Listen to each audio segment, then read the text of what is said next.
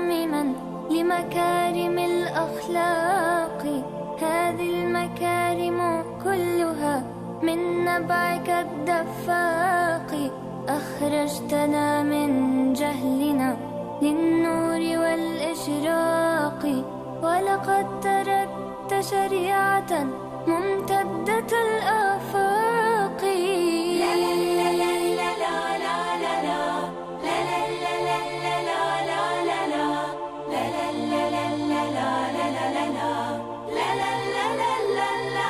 لا للمسلمين خصائل تحنو على الإنسان، لا ترتضي أخلاقنا بالإثم والعدوان. إسلامنا دين أتى بالعدل والإنصاف.